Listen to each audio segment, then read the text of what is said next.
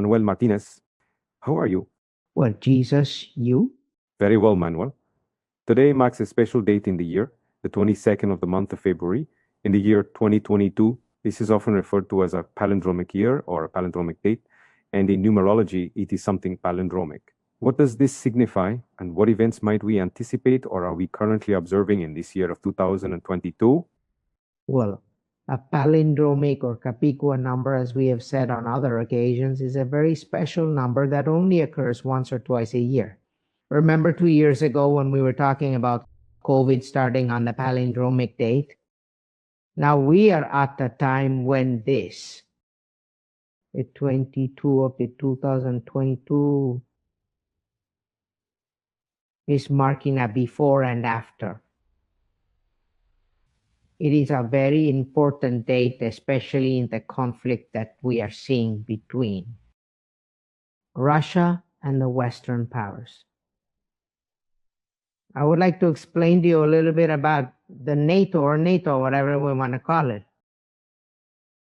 So I am going to tell you a little bit about what this date 22 of February of the year 2022 means. Numerology and also in astrology, it is considered that these dates open a portal that develops certain energies that will affect all of humanity. As we have spoken many times, there are people who believe it, there are people who do not believe it, but for people who follow numerology and astrology know that these dates are extremely important for us. These events hold great significance because they always create a distinct before and after. This doesn't necessarily mean that the transition occurs precisely on that day, but rather that day sets the overall tone. The changes might actually begin a few days or even weeks earlier, and could continue unfolding for several days or even months afterward. Nevertheless, that specific date is what signifies the shift in performance. Therefore, I would like to take a moment to elaborate on some of the things that are happening now and how they will be impacted by this particular date. The 22nd of the year 2022, which happens to fall within this week. Emmanuel, in this case, we have seen a series of events that are happening worldwide. We see a number of news. How much could there be a relationship between this portal that opens the energy that is flowing? How much these events will intensify? Well, this portal normally always marks an opportunity to solve a problem. Or if you do not take advantage of this opportunity, that is this portal that opens, things can deteriorate a lot. That is the most thing we saw when the COVID, we saw that it was the beginning.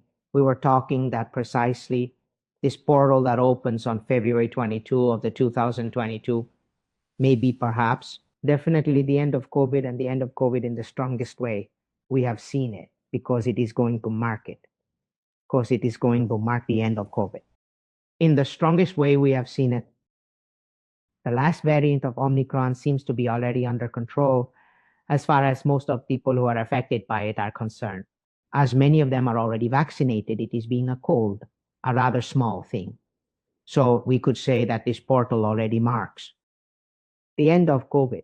In other words, there will continue to be cases of COVID for a year, maybe 2 years. I am not saying no, but the COVID emergency will be over, which will be good not only for the people, but also for the economy. In the fact that people will start to lose their fear. And once the economy has opened up, for example, in this country, in almost all the states are practically open. We still have inconveniences that if you need a mask to enter a place in some states, in others you don't. In the airplanes when you travel to enter the USA, you have to get a mask again. In others you don't. In others, you need a mask dot on the airplanes when you travel. To enter the USA, you have to undergo the PCR or antigen tests again, which are very inconvenient and very expensive. Be cautious, because they are quite expensive. The industry that has developed around this COVID situation is harsh. I recall when I was in Spain, how you must take a PCR test exactly 24 hours before, and you must do it urgently. Naturally, you can't go to a free testing site. You have to visit a private facility that charges you for same-day results, costing between 125 and euro 150. And there were many people needing to do it. I mean, this COVID situation has turned into a real business opportunity for many people. Therefore, it's also time for these stories to conclude. And I truly believe that this portal or this Capicua palindromic date, which is the 22nd of February in the year 2022, can start to be the beginning of ending all these things that I believe in many cases are completely unnecessary. Manuel, what is the frequency of the number 2, and why do some people consider it to be the beginning of an end and the beginning of another beginning? Well, the number 2 has always been characterized in numerology as duality. It is a number that the number 2 reflects duality. So that duality can be reflected in different ways. As I was telling you before, you know that a duality is always a force of reaction.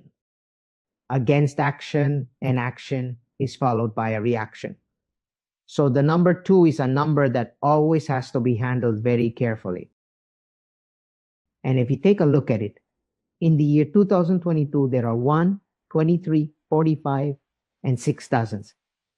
Now, if we take out the 0, once you remove the 0, you'll see they're all 2s. We end up with 8 2s, 8 2.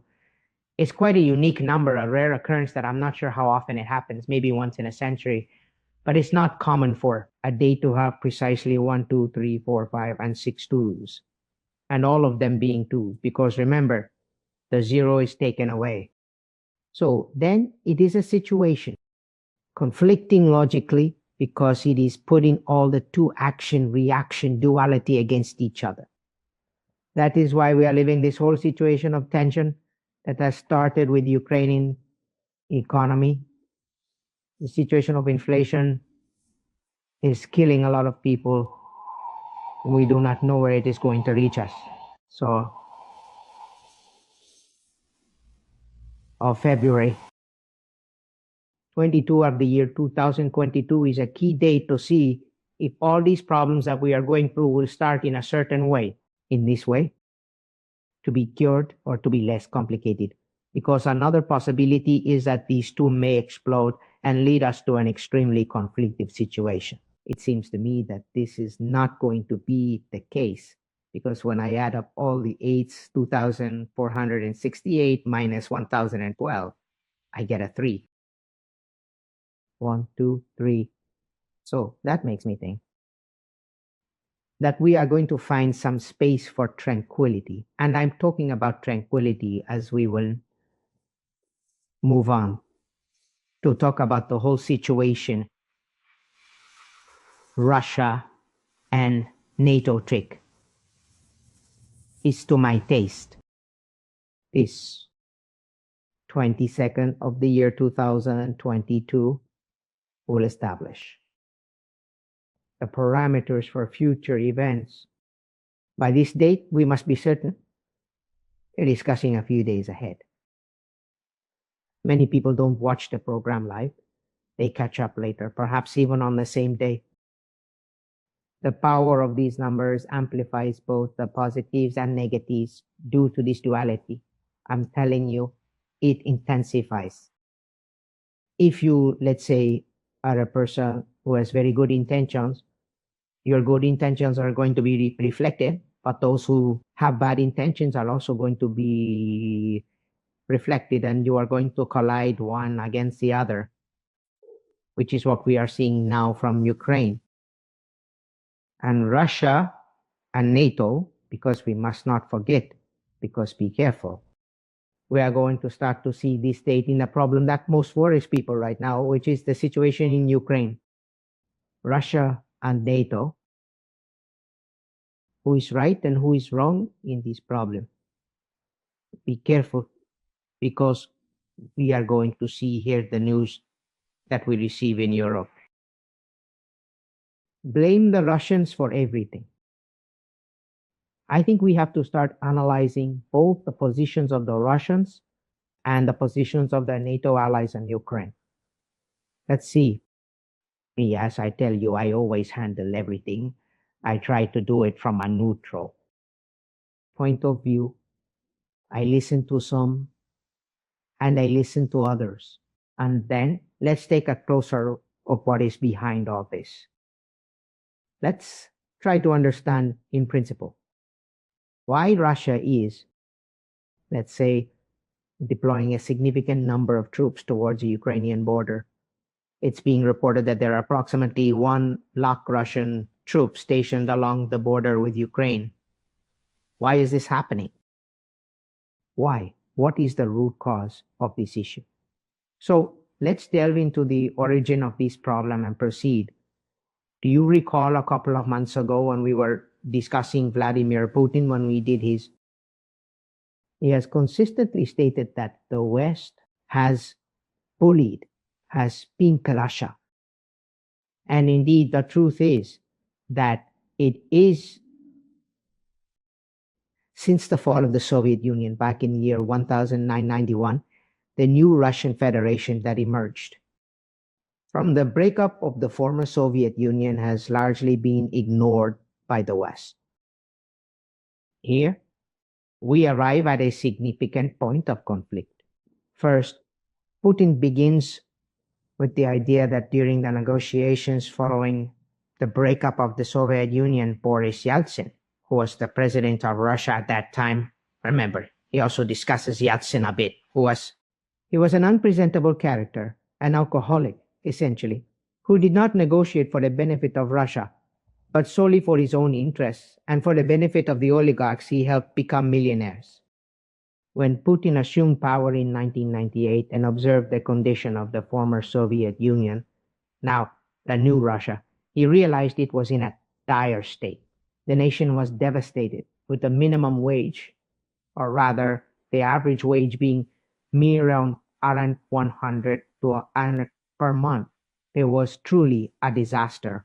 And he said that this was going to come to an end. Remember that we mentioned he reached an agreement. But it wasn't just any agreement. He actually imposed it on the oligarchs. In this agreement, up to this point, you have stolen, you have taken all you wanted. And I will not take away the money you have already stolen. However, from now on, you will not steal anymore. After this, you notice they start heading to London, buying soccer teams, and suddenly they're all billionaires. That's because Putin tells them. The party is over here. Putin is also accused of being a thief, of having stolen, but we don't know for sure. It's possible he's stolen too.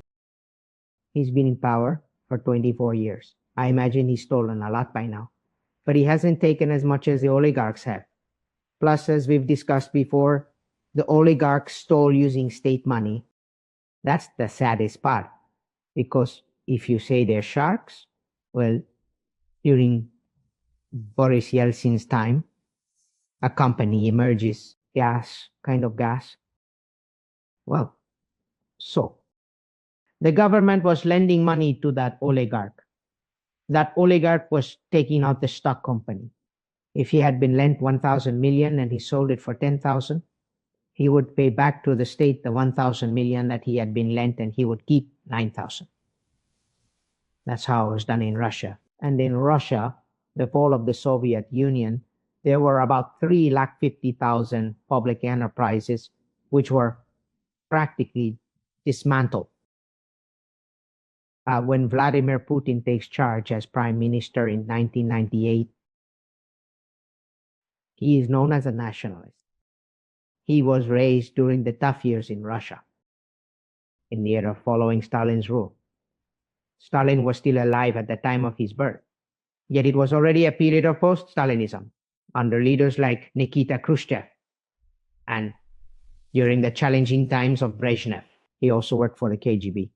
It's important to recall that when the Berlin Wall collapsed, Putin was stationed in Dresden, the German city, acting as a cultural attaché, or in some similar capacity, although he was indeed a spy. He sees all this decadence, this fall, is humiliation that Russia suffered after winning the Second World War, and he cannot allow it. So, as I tell you, he arrives in the 98 to put gold.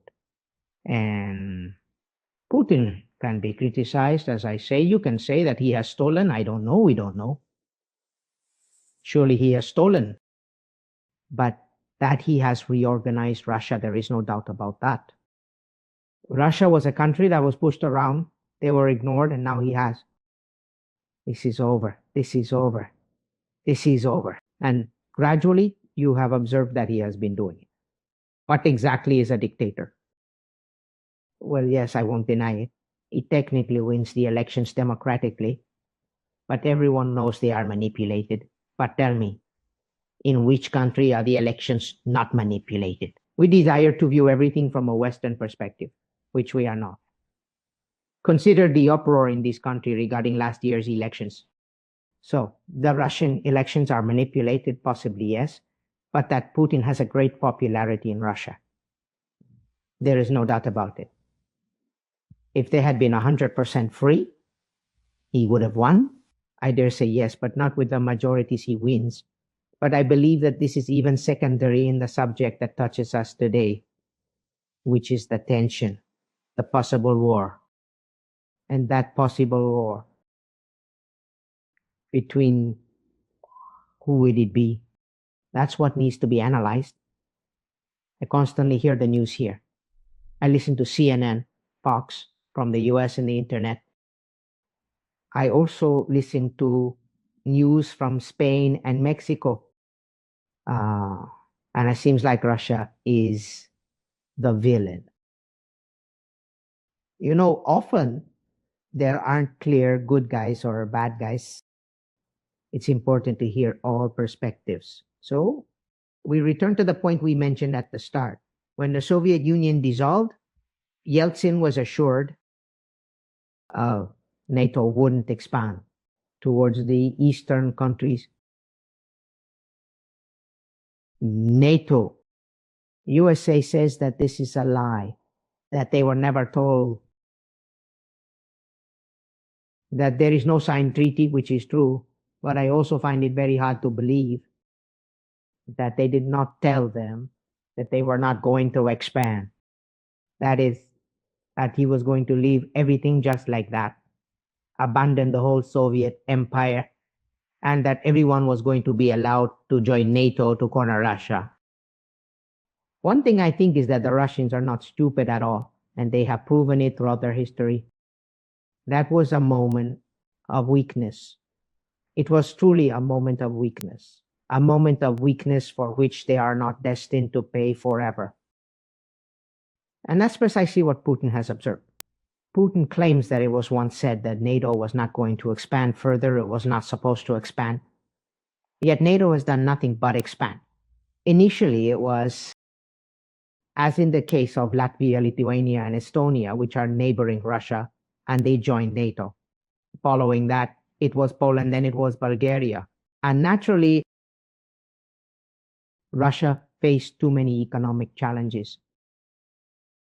Be in a position to enforce that. Russia. Well, the Russian situation is not ideal. The Russian gross national product is relatively small by comparison, not even reaching the level of Italy.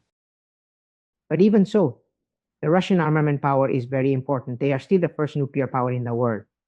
They have more nuclear weapons than the US.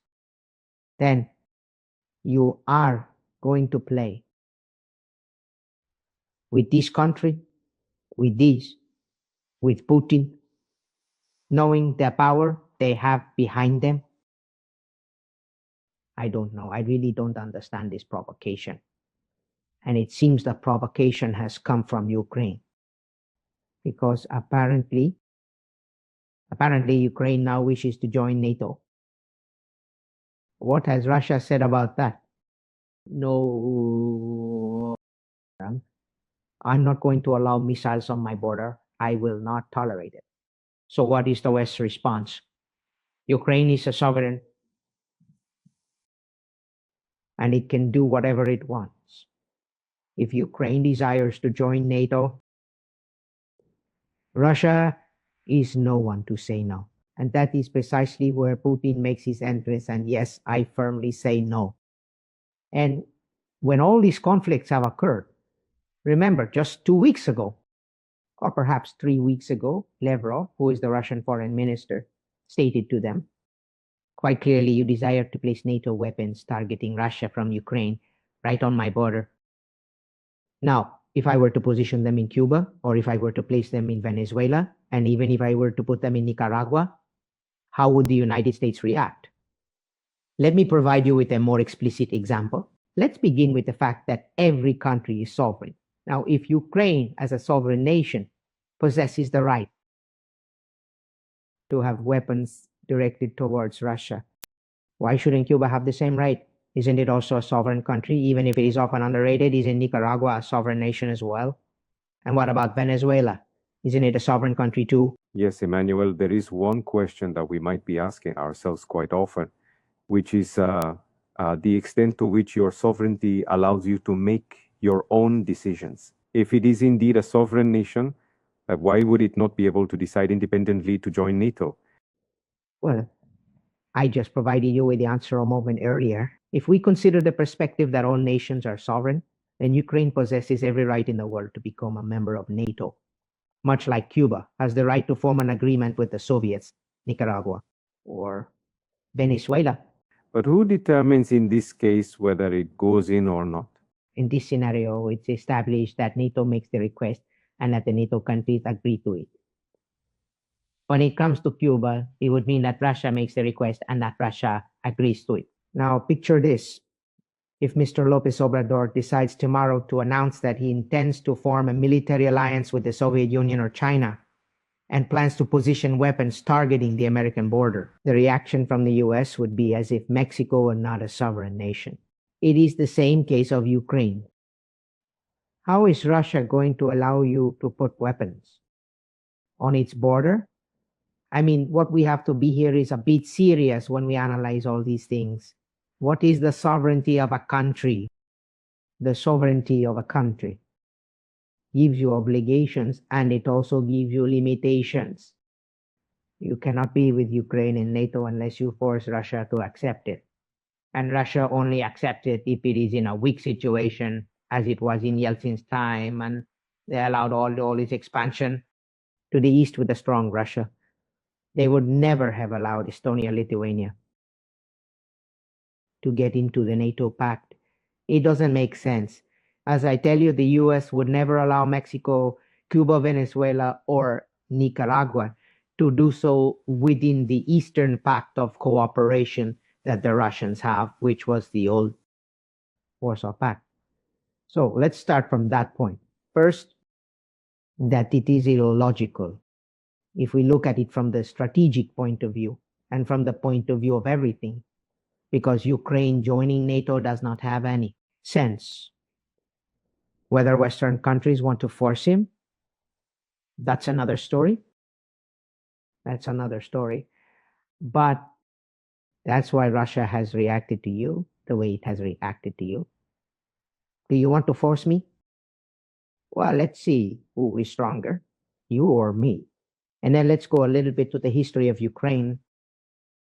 Ukraine is a country, unfortunately, which has always been on the border with Russia, practically on the border with Germany.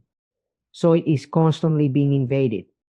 I mean, Ukraine has been suffering for many centuries. The Nazis committed some brutal massacres in Ukraine, and we are all aware of them.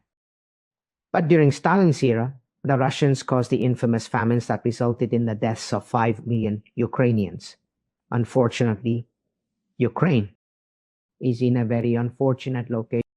It is poorly situated because if it's not one aggressor, it's another. But it is always being attacked.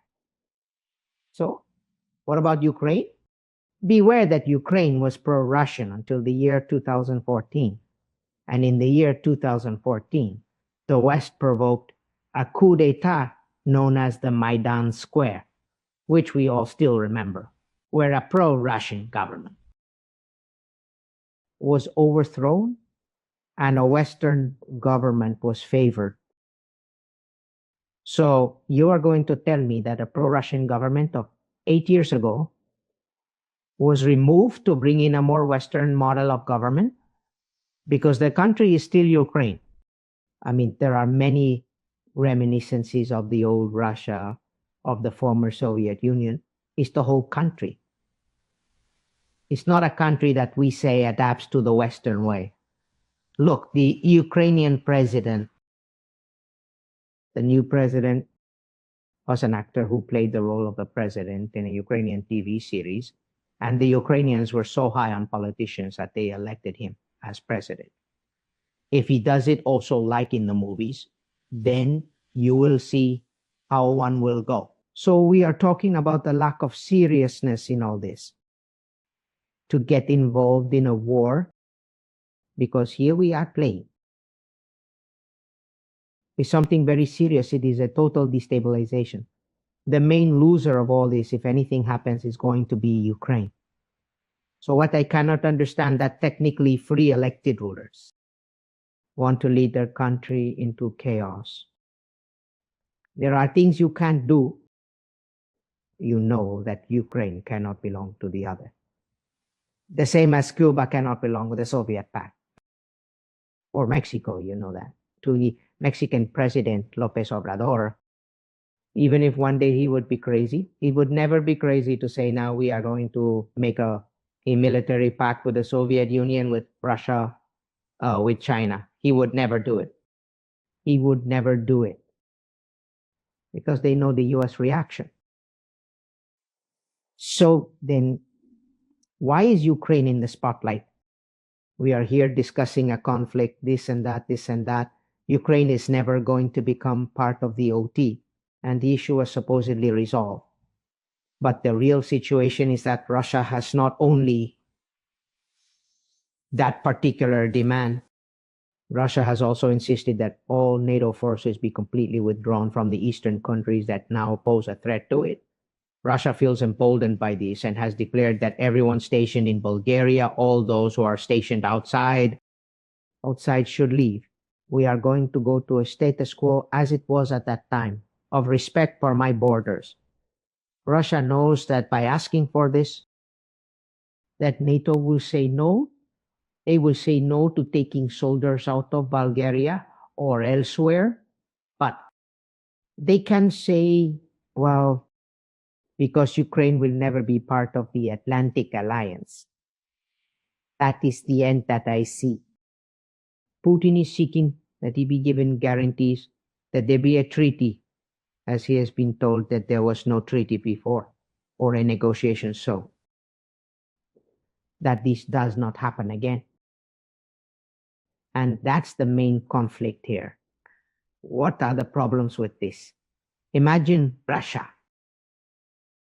22 of the 2022 at that time invades Ukraine. What is the West going to do? What is NATO going to do? Well, it's going to help Ukraine. You have seen the tons and tons of weapons they are sending them. Who is going to lose in all this? Well, the only loser is going to be Ukraine. It will be Ukraine. You can send NATO soldiers there to confront the Russians, who I doubt would dare to do that. Careful, I doubt very much if they dare to do it, because they could get into a very serious escalation, very serious escalation. And that the Russians, if you provoke them, it is a country that has suffered so much throughout history. And they will care little. They will care little, in the sense that they think they will have much more to lose than we do. So, when you see what I have just explained to you, why don't they tell you on television? When all the analysts engage in conversation with you, they are upfront and tell you the truth. Yes, I understand. Ukraine is indeed a sovereign nation, and it possesses that right. If all nations are considered sovereign, then Cuba can have the same right, Mexico can have the same right, Venezuela can have the same right, and Nicaragua can have the same right too. If we are to examine what sovereignty truly means, but we all recognize that sovereignty is often just a narrative. They are all interests, are all pure interests. That Putin is an aggressive one, dangerous personage, I believe that no one has any doubt. Here we did his biography, his numerology. He is an aggressive character. He's an aggressive character. What need do you have to provoke him? Manuel, here there is one of the issues that perhaps is not talked about much, that Ukraine is an oil country and that the interests there have to do with management of oil and energy. And if they focus a conflict on whether the war goes or not, how much will it affect the economy? How much will it affect us in our pockets? How is all this going to be reflected in each of the countries? For instance, the USA, Mexico, and Latin America. Well, look, Ukraine is indeed an oil-producing nation, yet it's not that large in that regard. It is primarily an agricultural country. For a long time, Ukraine has been referred to as the breadbasket of Europe due to its significant wheat production. This is why, when Hitler invaded the East, the very first place he targeted was Ukraine. He wanted to ensure a steady supply of wheat for Germany, for his envisioned new Germany. In today's world, the agricultural exports from Ukraine rank among the largest in all of Europe. This is what the country relies on for sustenance. Ukraine acts as a transit country. For instance, the Russian pipeline that transports gas to Germany for distribution runs through Ukraine. If Ukraine were to shut down that pipeline, Russian gas would automatically not reach Europe. Thus, there are numerous implications. You asked me how this would impact the world. Well, logically speaking, if a conflict were to erupt, the first thing the US has stated that they are going to impose on Russia the largest economic sanctions ever seen in history, similar to those imposed on Iran. But how will Russia cope with that? For starters, it has dollar reserves estimated to be between 600, 700, 1,000 million. Today, the Russians have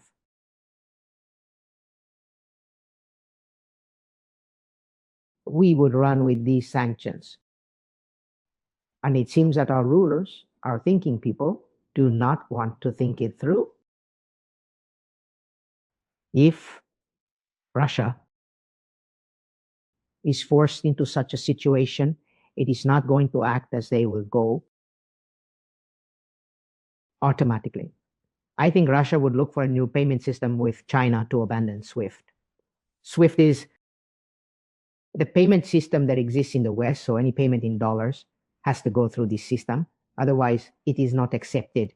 They could create, I am sure they are already studying an alternative payment system, and that is not in dollars, with which the damage that could come to the dollar could be very important. We are talking about the ramifications of that so far they have not addressed. But I'm sure you don't even have to be a genius for them to create a gold-based system. Russia has an infinite amount of gold, a payment system based on gold. Remember, when the West wipes out Gaddafi, we have discussed it here in some program, it is because Gaddafi, he was not bothering anybody with terrorism. Since Reagan bombed him, I think it was in the year maybe 85 or 86, do you remember that incident? They killed his son, and after that, Gaddafi never really showed any signs of terrorism again. But then, in the year 2012, Gaddafi comes up with a proposal to create a new payment system for oil.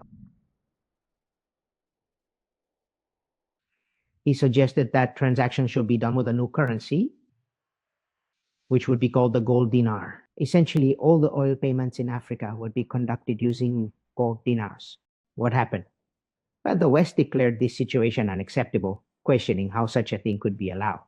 The entire world of petrodollars is involved because all oil transactions globally are conducted in dollars. What does this imply? It means that if you are European, for instance, if you're French and wish to purchase oil, you must convert your euros into dollars to make the payment. Essentially, if the global oil market today involves around 100 million barrels daily, and each barrel is priced at about 9%, which is approximately the current oil price, then you are. We are discussing a staggering $9,000 million each day. Now, if you multiply that by 365 days in a year, you are looking at nearly $3 trillion annually, an immense amount. Just imagine if you remove not just the 3 trillion, but 1.5 trillion. And then half of the countries choose not to pay in dollars anymore. What would happen to the dollar then? Essentially, all global trade and numerous transactions are conducted in dollars. You must convert your currency to dollars to make dollar payments, which then have to pass through a SWIFT system in New York in the Federal Reserve. So we are discussing the potential repercussions that this solution might bring. I am not revealing anything new here, just like Gaddafi had thought of it, because I am certain that the Russians and the Chinese are actively seeking a system to manage the dollar in a scenario in the event of a dramatic situation. What could be the outcome of that? Well, all the economies that rely on the dollar would face significant challenges. Among them, the most impacted nation, logically, would be the United States. We have mentioned it here several times during these more than 2 years of the pandemic. This country has spent and provided funds. The sheer amount of money given to people and businesses is unmatched by any other country in the world. No other nation has been able to do that, simply because they lack the financial resources. In the US, the money has been distributed because it was created, as the dollar is not backed by anything tangible, but rather, as they say, by the good faith and credit. I mean, the good credit and the faith in the US government are crucial. If that faith is lost, then what is the dollar really worth? I believe this conflict, this date of February 22, 2022, is a pivotal moment to determine our future direction. It might already be a challenging date for the US. Remember that the world is now viewing the US as a weaker nation. Under Joe Biden, meaning they perceive a certain level of weakness in the US, they notice that he doesn't even have full support from his own party. So they see him in a vulnerable position where measures could be taken against him. So, I want to convey is that when discussing these unprecedented measures, the second point is twofold. Every action has a reaction, and we can't predict what it might be. And let me tell you, a possible reaction could be the re-establishment of a gold-based system, where everything must be paid for in actual gold. I assure you, what I'm saying is significant. It would cause a brutal rise in the price of gold. Remember that already during the Great American Recession, I think it was in the year 1932, when Roosevelt confiscated all the gold of the Americans. He confiscated it, that is, he did not steal it from you.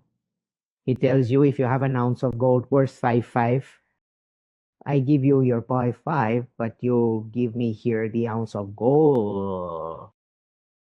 He took all the gold reserves to protect the dollar. If Russia came to you with Russia has a lot of gold, we all know that it is one of the largest reserves in the world after, in addition to South Africa. Russia is probably the country with the most gold. Remember the vastness of Russia. It's 15 million square kilometers. This means it covers a very large area. I'm confident there are many mines in Siberia that haven't been discovered yet or remain unexploited. If gold held such immense value, I'm certain new mines would emerge, as extraction costs would be justified, even if higher, because it could still be profitable. Right now, I imagine that in those areas of Siberia, it is not profitable. What must be under the snows? There must be mines and there must be everything, but it has not been developed. But not to get off the subject, talking about Ukraine and talking about Russia. What could happen? And that there is a possibility, if an agreement is not reached, that I believe that one way or another, passing this date, February 22, an agreement is going to be reached. One way or another, they are going to tell you that Ukraine is not going to enter. Anyway, something will come of it. If it doesn't, I don't see a confrontation between the Russians and the NATO troops. I don't think they are that crazy, because NATO would be protecting a country that is neither NATO nor already sending them money. They are sending them a lot of weapons, as they said, tons of them, that eventually Ukraine will have to pay for. They are not going to give that away. What I mean is, they do indeed send you weapons, but they actually charge you for them. The notion that these weapons are given for free is incorrect, as you will indeed have to pay for them. Now, what is the situation that I perceive as particularly delicate?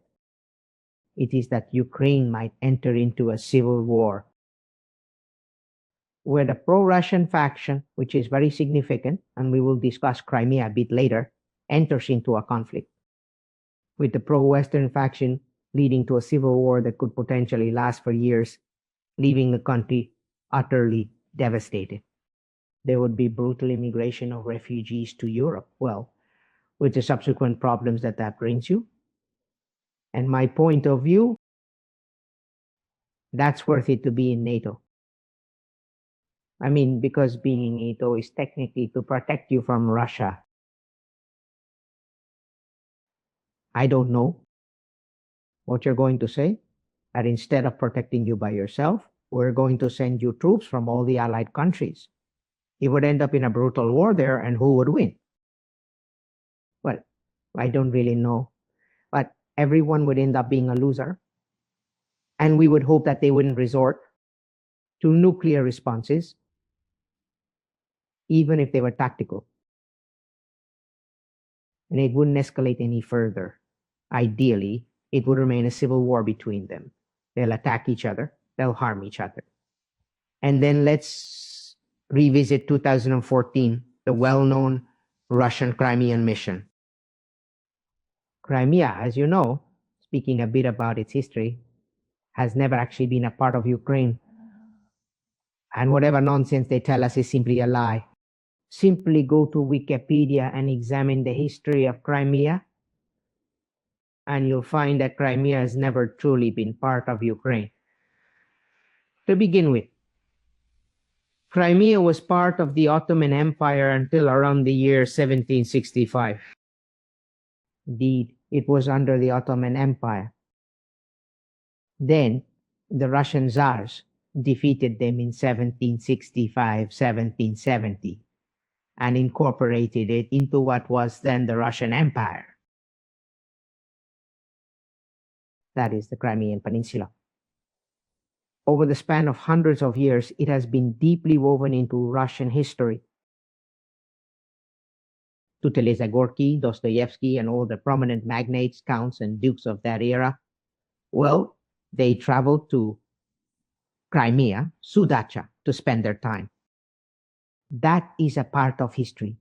Crimea has never truly been a part of Ukraine. It is adjacent to it. They are close, but it has never been a part of Ukraine. So, the first falsehood that we need to start refuting. Why did Crimea become a part of Ukraine in the year 1954? Recall that last week we discussed Stalin, who passed away in 1953, and then Nikita Khrushchev assumed power in Russia. Nikita Khrushchev is Ukrainian. And because it is the 300th anniversary of a treaty, I do not remember which one exactly, he decides that he is going to pass Crimea to Ukraine, which then had a relative value, because Crimea was historically divided always what was Crimea and what is Sevastopol, which has always been considered as an independent city. Sevastopol is where all the Russian Black Sea Fleet is today. That is considered an independent city, and saying independent is administratively independent. So it was not under the control of this republic or of the autonomous semi-republic. What did they call it? All these roles that are given that if an autonomous republic, but in the end, the one who commanded was the same. It did not matter if now Khrushchev had moved to Ukraine, because Khrushchev also controlled Ukraine. I mean, it was really just an administrative matter. Back in the year 2014, Putin made his first move by taking Crimea. Why did he do that? Well, because, as I mentioned to you earlier, the Russian Black Sea Fleet is stationed there. In other words, he isn't going to let it fall into the hands of others. The seizure resulted in numerous sanctions, and there were many stories about it. But we must be realistic. Crimea was never truly a part of Ukraine. It never has been. Initially, they were under, as I mentioned before, the Ottoman Empire. Then the Russian Empire took over, and there were all the Tatars there. Stalin arrives, and as they had not behaved well during the Russian Civil War from 17 to 21, he sends them to Central Asia to populate it and massacres a lot of them. Little Father Stalin, as we were talking about the other day, it was like that. But we have to be serious. Crimea has never been part of Ukraine. And the West saw, because that was not for a war, as I tell you, many sanctions that did hurt Russia, but it overcame it. All right, now let's move on to Ukraine. As I was mentioning earlier, Ukraine has historically maintained very strong connections with Russia and the Soviet Union. These ties have always been significant. The entire southern region of Ukraine, including the Crimea area and those surrounding provinces, is predominantly pro-Russian. To delve even deeper into the matter, when Russia annexed Crimea, there was a referendum held, and remarkably, a significant 80% of the population voted in favor of becoming part of Russia. You mean, was it rigged? Yes, possibly, but 80% of the population there is of Russian origin.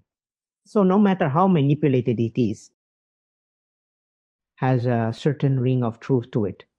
What I'm trying to do here, Jesus, I'm telling you, I'm not pro-Russian, I'm not pro-NATO, I'm not pro-anything, is to look at the facts a little bit. What are the true facts, and does this Ukraine situation make sense to lead to a war? And the obvious answer is that no, it doesn't make sense. It really doesn't. It's absolutely crazy what they are making us experience. I don't know, but there are many people out there telling you that these are all diversionary tactics to now instill fear in us about Ukraine, that there might be a war. And if you take a more serious and cynical perspective, who really cares about Ukraine? You tell me who actually cares about Ukraine? You ask around in the USA, where is Ukraine? Nobody has any idea. The only Ukrainian women you see in these shows that they go looking for girlfriends abroad and things like that. There is always some Ukrainian woman around here. But people do not know. The normal American does not know where Ukraine is, nor the European. Be careful. And I do not want to say the Mexican or the Latin American do not know what Ukraine is. They do not know what Krishna was, and suddenly everything was Crimea. Then some years have passed. Now everything is Ukraine. Then remember that here we got into a war over Afghanistan for 20 years, and here people did not know where Afghanistan was.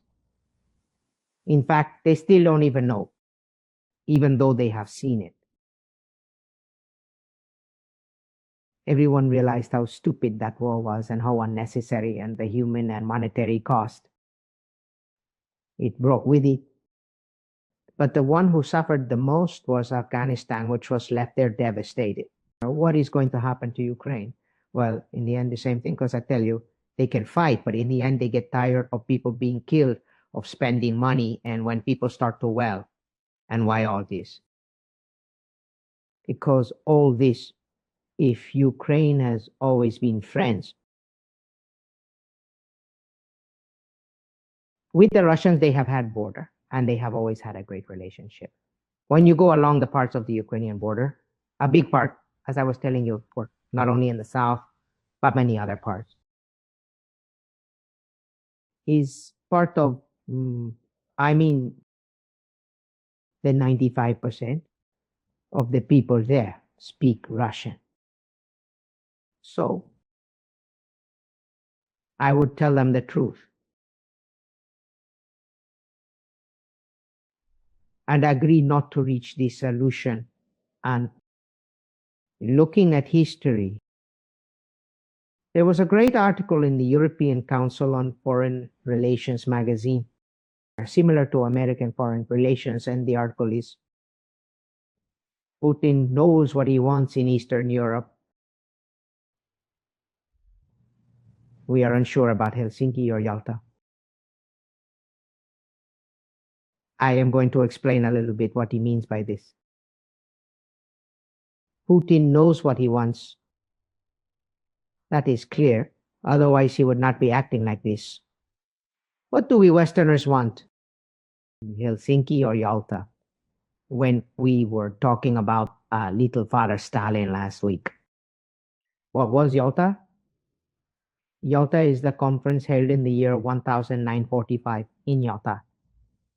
Yalta is precisely in Crimea. Where they meet? It is the last meeting of Roosevelt before Churchill and Stalin died. And there it is divided into Europe. Eastern Europe for Russia and the rest for the Western powers. Helsinki, that is Helsinki. The famous conference of the year 1975 held in Helsinki, in which we talk again about all this, that a more democratic world was going to be sought. Sovereignty of the countries, in short, all these things that we continually talk about here, of sovereignty. And it is clear what we have just said, that sovereignty is a myth, a democracy. Let me tell you once more, Russia faces criticism for not being a democratic nation.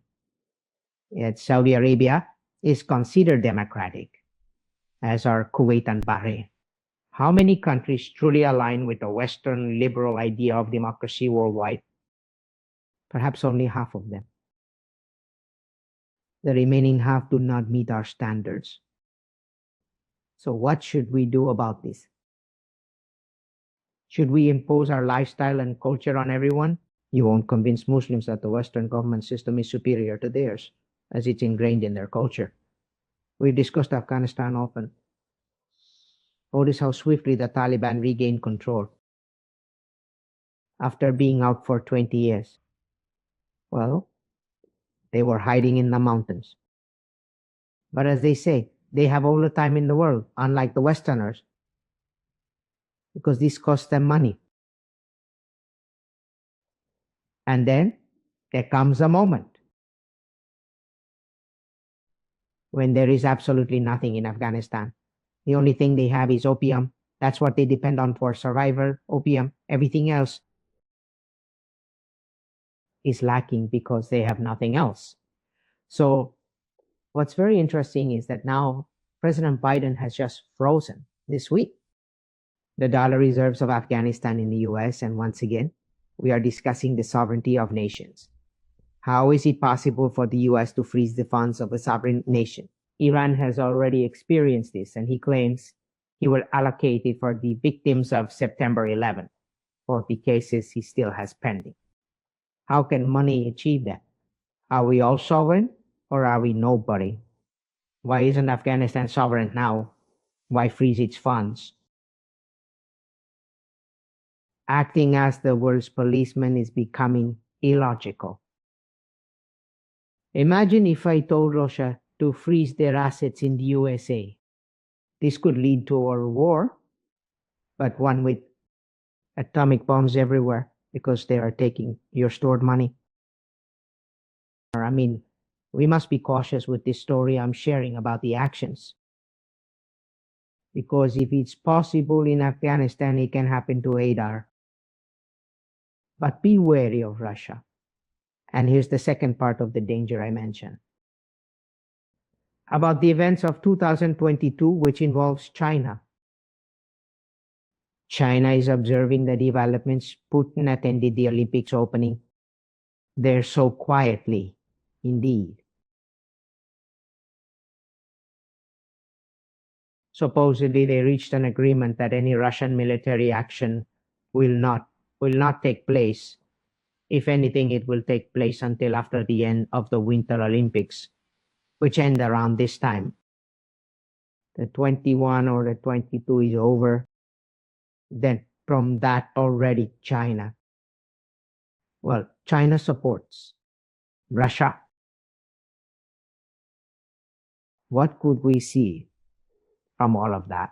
We could be, with this whole story, forcing Russia to make a military pact with China, which is what none of us want to see happen. But if you put the effort into it, you could, convincing them to take that action. So here's what I'm sharing with you regarding the potential risks associated with February 22nd, 2022. After this date and around this period, situations like this might arise, where the situation in Ukraine worsens, leading to internal conflict and fragmentation of the country. While they are preoccupied, China might seize the opportunity to invade Taiwan. What would be your response? Would you open up another front? There are numerous implications in all of this, my goodness, that we might not be aware of, or perhaps they don't want us to be aware of. I tell you, you put CNN here, or you put, they are all know what if freedom, sovereignty. It's all very well, all those words, but in real life, what does it mean? What good is their sovereignty to the Ukrainian people? If they get into a civil war and lose their homes, lose their jobs, lose everything, what good is it to them? Who is leading them to do that? And I ask myself, who is leading them? 2014 years ago were pro-Russian. Now they say they are all pro-Western and they all want to get into the other. How do you change people's mentality in such a short time to a 50-year-old guy 8 years later who was pro-Russian and now tells you he is pro-Western? That is very difficult, Jesus. I mean, you see how people evolve. There are things that for my taste do not make sense, and that there is something behind all this. Well, that they are not telling us and we do not know what it is, but that people do. You talk to Europeans and people are afraid because you usually talk to them and people. Manifest and see what is going to happen here in this country because the fear is put here. As I say, to see now they are saying that the US says that Russia can attack Ukraine with practically no warning. And yes, of course it is true, but what do we know if all this they are telling us is true? Russia, on the other hand, says that they are willing to talk, but they have to take into account what they have asked. So what I'm explaining to you here is that everyone is right, and yet no one is right. In a very concerning situation, and let me tell you, the Western public opinion is once again leading us to believe that the Russians are the bad guys. Even though we have observed that, yes, as we've mentioned, Putin is not an angel. And certainly no one will defend Putin as being an angel, yet he does have some valid claims as well. We also need to understand that what you are requesting is not so extreme. You are saying, hey, I do not want missiles on my border capable of reaching Moscow in just 2 minutes. Oh, as I mentioned, if your President Lopez Obrador goes insane and tomorrow I place one here within range of Washington and I fire everything, how would the US respond? Mexico is a sovereign country, Cuba is a sovereign country, but this sovereignty has its limits. Manuel, as we approach the conclusion of the program on this specific date, where the number 2 is predominant, representing duality, how much of this concept can be applied to one's personal life? For those who are interested in doing their own numerology on these dates, or on this particular date, is it possible for them to revert to the idea of duality? Reverse. Honestly, everyone is who they are. You can see how you're affected if you get what I mean. The day 22 of 2022 is a number 3. People who are a number 3 this year are well positioned on that day for changes. But remember, in numerology, like in life, change doesn't happen in a day. As I mentioned, this number, all the Ukraine issues, these problems aren't resolved in a single day. There is a date that creates a pattern. In this case, it's the number 3 derived from 12, which includes another 2. So viewers know numerology ranges from 1 to 9. The number 3 represents about 11% of the global population, meaning 11% of viewers will be a number 3 on that day.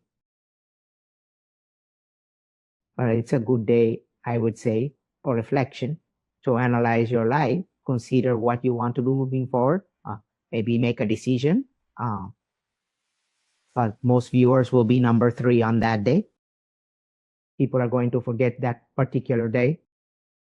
We are going to do, that is to say, one specific day. That's why I keep telling you these dates are extremely important, because people tend to pay very little attention to them. And then only when you look back is when you truly realize that around that date is when something significant happened. Like when we were discussing 2 and a bit years ago about conviction, which we mentioned was the 21st of 2021. This is a date that marks something significant, and it was practically the beginning of COVID. At that time, we did not know what it was. But you remember with the here comes something. And the COVID came, that is, it started to become popular. At the beginning, because at the beginning, remember that it was taken as a joke by most of the Western governments, that this was just a flu, and they took the rest off. The pandemic as a joke, that if today you put a mask, tomorrow you take it off, today you wear this, tomorrow you do not. What I mean to say is that there has been a manipulation of the population.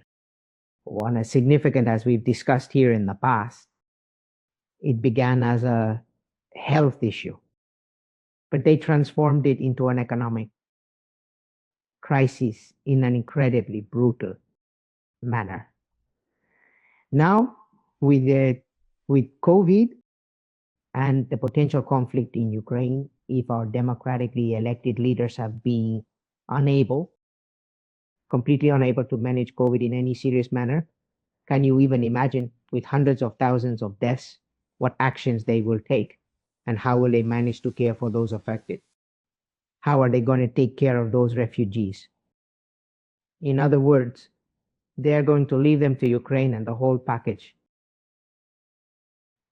So what I think is that the Ukrainian people, historically a serious people who have also suffered a lot, as I was saying, Nazis, communists, among others, everybody is beating them up. They have already learned. I hope they have enough capacity to put an end to this, either by removing this government or by holding a referendum. I don't know. They have to do something so that they stop talking for people who do not want to save them. Careful. You are talking about the salvation of a whole people, of a whole country, that if they get into a civil war, they will destroy it for 30 years. They go back to 30 or 40 years ago. And you can put up to millions of dead. Who governs that country? I mean, who governs those minds? On the one hand, it proves one thing, but well, it is that the rulers manipulate us to that extent. And the truth is, yes, because I do not understand Ukrainian, but I do understand Russian. I am certain that if you turn on Ukrainian or Russian television, you will be hearing a series of stories, and on Ukrainian television, you will hear another one. This causes confusion among people. Here, everything is much more consistent. We must defend the free world. That's the narrative we share here. We must defend the free world. But what cost are we willing to pay to defend this supposedly free world we are discussing? I don't know if you understand me. It is that it is better to stay Ukraine as it is now, that they have progressed, or get into a conflict, submit in a conflict, and what are they going to get out of that conflict? It's just that there's no way they're going to get anything. It's just that the standard of living in Ukraine is not going to increase because they are part of NATO. That doesn't mean that people are going to live better. They sell them the idea that they are safer and that they are no longer afraid of the Soviet Union. But if Russia wanted to invade, the first country they would enter is Ukraine, even if it is a NATO member. If we go to a full-scale war, the first thing that comes first is Ukraine, then Poland pause, then Bulgaria pause, then everything pause, as it happened in the Second World War, until the Russians enter Berlin again. And the Germans realize that. Beware that the Germans are the most opposed to all this. The new chancellor is showing his presence there because he understands what might unfold, as they have already dealt with the Russians before. The Russians are a formidable nation, one that has endured significant hardships, a country deeply nationalistic and patriotic. They have consistently shown throughout their history that they will defend every last inch of their land. Anything taken from them, as we discussed the other day regarding Little Father Stalin, they will destroy rather than leave it for anyone else.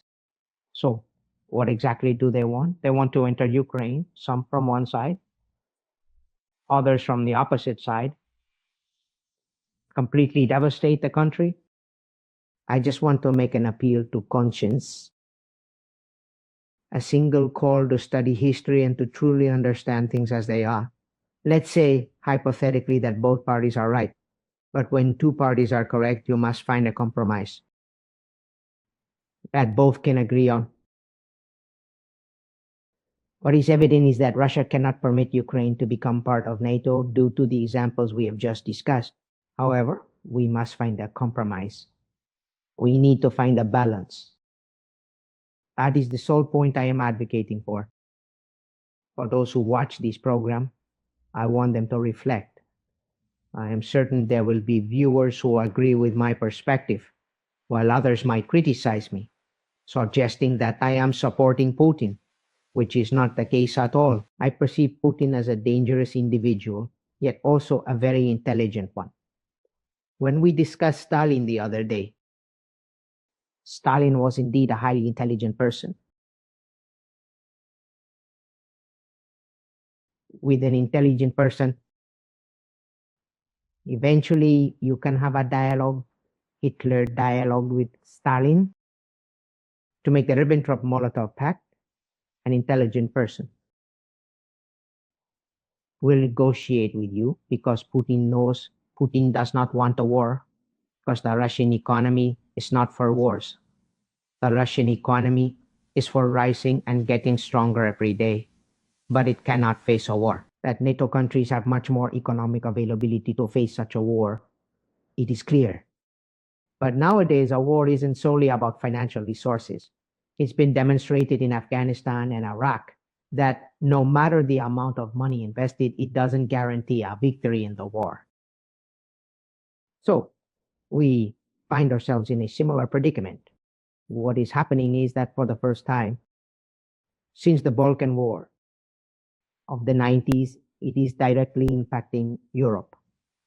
To illustrate again, we have mentioned the Balkan War and how the former Yugoslavia was left. Some hatreds, things that will never go to, concentration camps.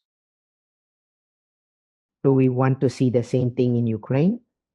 Or do we prefer to sit down to dialogue and that the two parties understand and accept that there has to be an agreement? It is not that difficult. I mean, it is not so difficult to understand the Russian position. And the Ukrainians either. I can't believe that the Ukrainians want to join NATO, honestly. I can't believe that they say they are in favor when you see other parts of Ukraine that 80% said 8 years ago that they are in favor of NATO. Who's lying in all this? Who's lying? The polls? What polls? Who is doing those polls? There have just been regional elections in Spain, and if you look at the polls that the government of the socialists took and see what has been the reality, in the end it is to laugh at the polls and that brutal manipulation that the power of the polls makes, because they interview cronies, and then they get the results they want to get for. What do you get with manipulated polls? Well, people who are going to vote, maybe an opposition party says that if we are going to lose, why am I going to vote? In other words, that is what is behind these manipulations, Jesus, which we don't seem to want to see. And for example, in this country, when you look at the polls, if they are done by a foundation or on the Democratic side, the Democrats win. If they are done by the Republicans win. I do not want to tell you in Mexico, the famous referendums that are being made now, you make a referendum and you'll get 80% in favor of what the president says. Well, in Spain, in these elections, it has been the same. These elections that have happened, the socialists were going to win by I do not know how much. And in the end, they have not won. They have lost a lot.